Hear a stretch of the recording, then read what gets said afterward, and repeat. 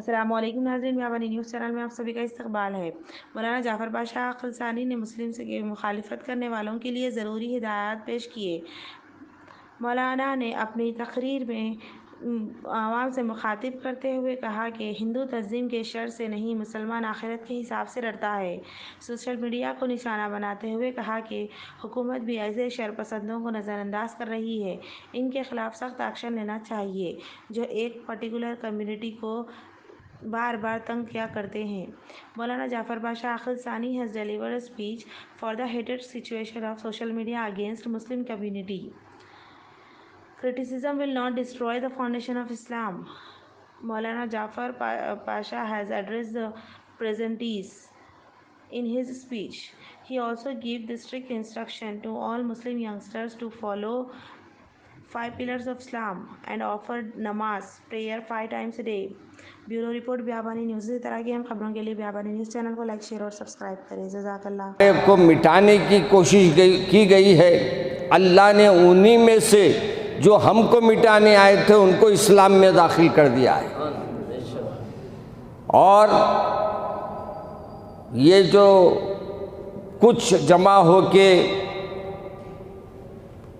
اپنے ٹی ویوں کی زینت بنتے ہیں اور ٹی ویوں پر آ کر لفاظی کرتے ہیں مسلمانوں کے بارے میں، اور میرے کو حیرت ہی ہے کہ ہماری حکومت جو کام کرنا ہے اس کو وہ کوئی کام انجام نہیں دے رہی ہے، اور جو کام ان کے ہاتھ میں نہیں ہے، وہ بس میں نہیں ہے، وہ کام کو انجام دینے میں لگے ہوئے ہیں۔ یاد رکھیے، ہمارا کوئی کچھ نہیں بگاڑ سکتا۔ ہمارا بھروسہ اللہ پر ہے، ہمارا بھروسہ حکومتوں پر نہیں ہے، ہمارا بھروسہ ان کی فوج پر نہیں ہے، ان کی پولیس پر نہیں ہے، بلکہ ہمارا بھروسہ ہے تو صرف اللہ پر ہے۔ کسی شاعر نے اس لیے کہا تھا، کیا خوب کہا تھا انہوں نے کہ تو نہ مٹ جائے گا ایران کے مٹ جانے سے، نشے میں کو تعلق نہیں پیمانے سے۔ نشہ جو ہے نا، میں اس سے پہلے بھی کہا ہوں آپ کو، نشہ یہ ضروری نہیں ہے کہ گلاس شراب کی رہے تو اس میں نشہ آئے گا۔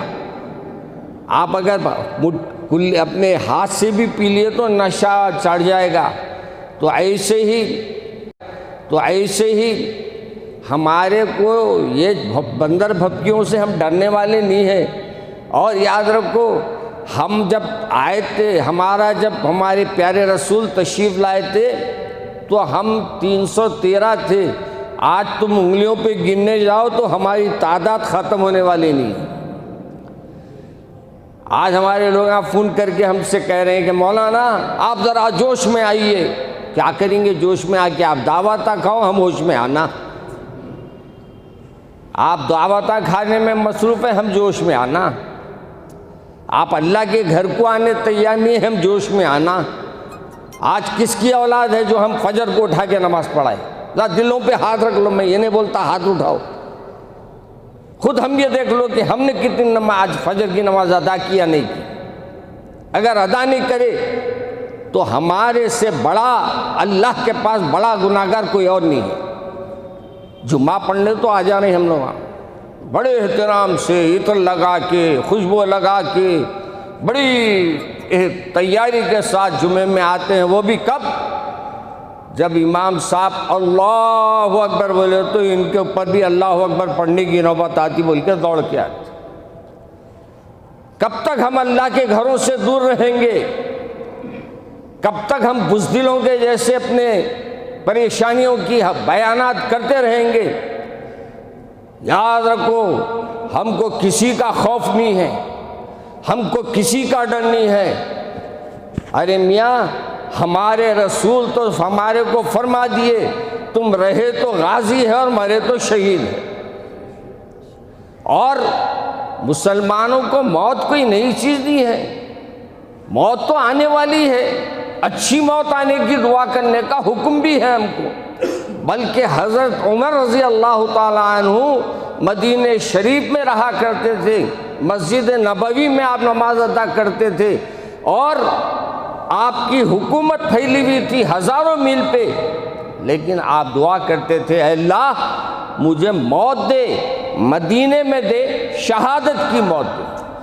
کیا شرط ہے دیکھو آپ، ایسی شرط جو ناممکن ہے۔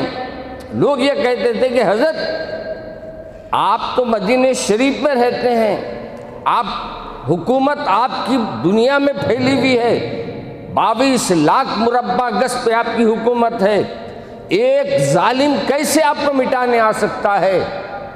آپ نے کہا کہ میرا کام ہے دعا کرنا، قبول کرنا اس کا کام ہے۔